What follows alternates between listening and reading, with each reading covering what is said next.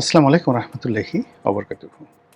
সম্মানিত দর্শক, আপনাদের কি মনে আছে ২০২৪ সনের ফেব্রুয়ারি মাসে তৎকালীন প্রধানমন্ত্রী শেখ হাসিনা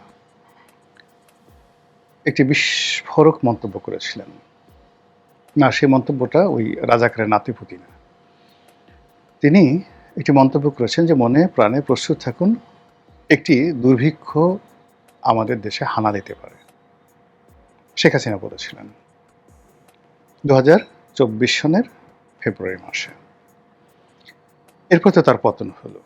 কিন্তু আসলে ২০২৩ সন থেকেই নানা রকম ফোরকাস্ট, সেই ফোরকাস্টে আমাদের খাদ্য ঘাটতি, আমাদের শ্রমবাজার সংকুচিত হওয়া,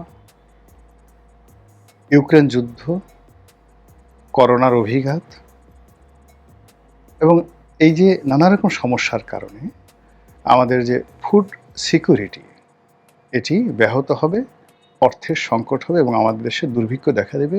এই যে এটা গ্লোবাল যে ইন্ডেক্সগুলো রয়েছে, যারা এই বিষয়গুলো ফোরকাস্ট করে, তারা ২০২৩ সনে অসংখ্যবার বাংলাদেশকে সতর্ক করেছে যে তোমরা তোমাদের বাফার ফুড স্টক গড়ে তুলো, অর্থনীতিকে এইভাবে পুনরুদ্ধার করার চেষ্টা করে, এইভাবে করো। কিন্তু আমাদের আসলে সেই কাজগুলো আমরা কখনো করতে পারিনি। এর মধ্যে সরকারের পতন হলো। তো ২০২৩ সনে আমাদের যে দুর্ভিক্ষের অভিঘাতের যে ঝুঁকি ছিল, এটি ২৪ সনে এসে আরও বেশি হয়ে গেল। ২৪ সনে এসে আরও বেশি হয়ে গেল, ২৫ সনে আরও বেশি হয়ে গেল, ২৬ সনে এসে তার কোনো উন্নয়ন ঘটেনি, বরং আরও নতুন করে সমস্যা দেখা দিয়েছে। শেখ হাসিনার পতনের পরে আওয়ামী লীগ রিলেটেড যে ইকোনমি ছিল, অর্থাৎ ব্যবসা বাণিজ্য, মুদি দোকান, টেন্ডারবাজি, পাবলিক ওয়ার্কস, যে বিরাট একটা কর্মযোগ্য ছিল, এটার অলমোস্ট 80% স্টপ হয়ে যায়। তো এই যে 80% স্টপ হয়ে যায়, আমাদের যে টোটাল জিডিপির যে অংশটি আওয়ামী লীগের লোকজন চালাতো, কারো বাস কোম্পানি ছিল, কারো লঞ্চ কোম্পানি ছিল, কারো ইন্ডাস্ট্রি ছিল, মিল কারখানা, গার্মেন্টস থেকে শুরু করে ব্যাংক, বিমা, সব কিছু তছনছ। যারা ব্যাংকের শেয়ার হোল্ডার ছিল তারা প্রাণ নিয়ে সব পালিয়ে গেছে এবং সেই ব্যাংকগুলো আরও খারাপ অবস্থা হয়ে গেছে। এর ফলে কি হলো, ব্যবসা বাণিজ্যের যে ঝুঁকি ২০২৩-২৪ সনে ছিল, ২৫-এ এসে এটা আরও খারাপ হয়ে গেল। আমাদের শেয়ার মার্কেট, যে এখন বাংলাদেশে একটা শেয়ার মার্কেট আছে, এটা আমার কাছে মনে হচ্ছে না কারা বিনিয়োগ করছে, কত টাকা শেয়ার মার্কেটে এখন আছে। একসময় জানতাম যে শেয়ার মার্কেটে প্রায় ২ লক্ষ কোটি টাকার পুঁজি আছে। আমাদের দেশের মানুষ ২ লক্ষ কোটি টাকার পুঁজি আছে। এটা হারাতে হারাতে এখন ভ্যাক্সিমকো নাই, অমুক কোম্পানি নাই, অমুক কোম্পানি নাই, অন্ততপক্ষে ২০ থেকে ২৫টি নাম্বার ওয়ান যেটা টপ লিস্টেড কোম্পানি, যাদের শেয়ারের মূল্য এখন কাগজে ট্রেডিংয়ে হয় না, সেই কোম্পানিগুলো। ফলে ২ লক্ষ কোটি টাকা শেয়ার বাজার, সেটা এখন ৫০,০০০ কোটি টাকা শেয়ার বাজার আছে কিনা আমি জানি না, যারা এক্সপার্ট আছে তারা ভালো বলতে পারবেন। আমাদের খেলাফি ঋণের আওয়ামী লীগ জমানাতে কাগজে কলমে খেলাফি ঋণ ছিল ১,২০,০০০ কোটি টাকা। এখন এটা প্রায় ৫.৫ লাখ কোটি টাকার খেলাফি ঋণ হয়ে গেছে।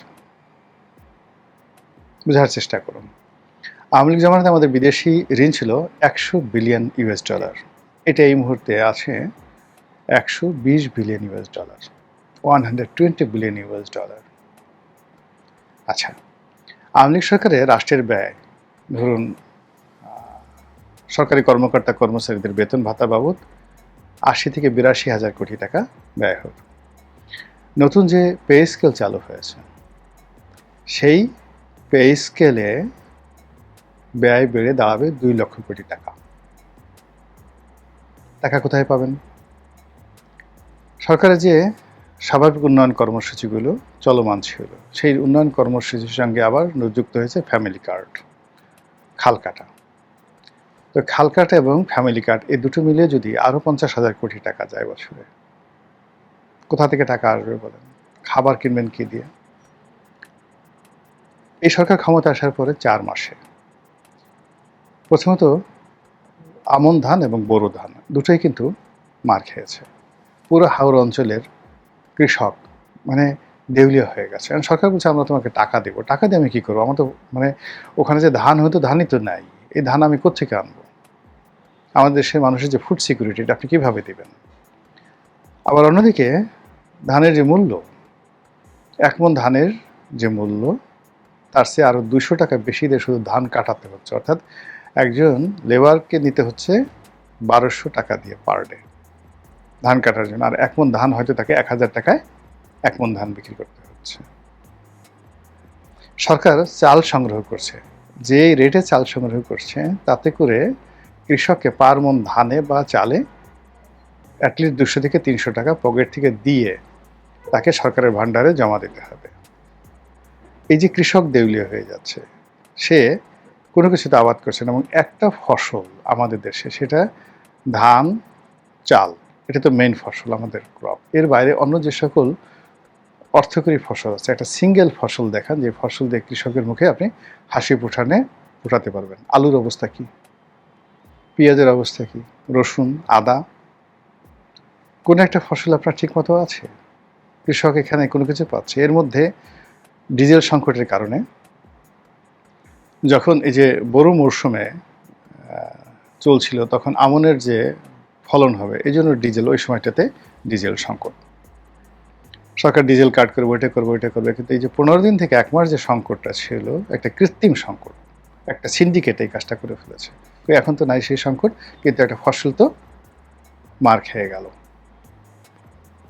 ফলে কি হলো, আমরা ইনুস জামানাতে সবাই বলে আসছিলাম যে ইনুস জামানাতে বিশ্বব্যাংক, IMF তারা যে ফোরকাস্ট করেছিল যে আমাদের যে জিডিপি, নর্মালি শেখ হাসিনার জামানাতে 6.5 অন অ্যাভারেজে গড়ে 10 বছর বাংলাদেশের জিডিপি ছিল। একমাত্র চীন ছাড়া পৃথিবীর অন্য কোনো দেশ এই ইন জেনারেল এরকম একটা স্থিতিশীল জিডিপি তারা রাখতে পারে না। চীন অবশ্য 7.3% তাদের জিডিপি ছিল, কিন্তু 6.5 এই জিডিপি টানা 10 বছর পৃথিবীর খুব অল্প দেশ এটা রাখতে পেরেছে। সেই সফলতাটাই ইনুস জামানাতে এসে সবাই বলি করছিল যে এইভাবে যদি চলতে থাকে, তাহলে 2026 সনের যে জিডিপিটা হবে, সেই জিডিপিটা হবে মাইনাস, কোনো প্লাস না, 1%ও না, -1%, -2%। এখন এটা যে এই সরকারের আমলে এসে মাইনাসের জায়গাতে প্লাস হবে, অর্থনীতি কোনো ইন্ডেক্স যেটিকে বলা হয়, এটি এখন পর্যন্ত তৈরি হয়নি। সরকারের আয় রোজগার বৃদ্ধি করা থেকে শুরু করে অন্য যে সমস্ত কাজকর্ম রয়েছে, কোনোটাতেই ওরকম কোনো সুখবর নেই। কিন্তু কিল দেওয়ার যে গোসাই, সেই গোসাই সরকার তৈরি করে ফেলেছে। সরকারের যে সকল পেটোয়া বাহিনী রয়েছে, চাঁদাবাজ রয়েছে, সরকারি মদতপুষ্ট চাঁদাবাজ, সরকারের নাম ব্যবহার করা চাঁদাবাজ, সরকারের প্রভাব ব্যবহার করা চাঁদাবাজ, মন্ত্রী, MP থেকে শুরু করে সবাই মিলে যে একটা ইকোনমি, যেটাকে বলা হয় গ্রিন ইকোনমি, ব্লু ইকোনমি, সেই এটাকে রেড ইকোনমিতে পরিণত করে ফেলেছে। কৃষকের সমস্যা, ব্যবসা বাণিজ্যের সমস্যা, পুরো সার্কুলেশনের সমস্যা, খাদ্যের সমস্যা, দুর্ভিক্ষ, বেকার সমস্যা, হানাহানি, এরকম ঘটনা যখন ঘটে, তখনই কিন্তু একটা দুর্ভিক্ষ দানা বাঁধে। এবং যখনই কোনো একটা দেশে দুর্ভিক্ষ হয়, বেশিরভাগ ক্ষেত্রে যেখানে দুর্ভিক্ষ হয় সেখানে জনযুদ্ধ, মানে সিভিল ওয়ার হয়ে যায়। আপনি রুয়ান্ডার কথা চিন্তা করেন, উগান্ডার কথা চিন্তা করেন, আফ্রিকার যে দেশগুলো এখন যুদ্ধ চলছে এবং গত 20 বছর ধরে যেখানে যেখানে যুদ্ধ চলছে, ইথিওপিয়ার কথা চিন্তা করেন। আগে মানে এরকম সমস্যা, বাংলাদেশের সমস্যাগুলো পলিটিক্যাল সমস্যা, ন্যাচারাল ডিজাস্টার, তারপরে দুর্ভিক্ষ, আর সেই দুর্ভিক্ষের মধ্যে বারবার ক্ষমতার পট পরিবর্তন, আর বিভিন্ন গ্রুপগুলোর মধ্যে সশস্ত্র যুদ্ধ। Similar in Afghanistan. এখন ধরেন আফগানিস্তানে আপনি একটা শিশু, মানে আফগানি কত মুদ্রায় যেন, বাংলাদেশি টাকায় 3-4 হাজার টাকায় আপনি 10-11 বছরের একটা বাচ্চা মেয়ে কিনতে পারবেন দাসী হিসেবে।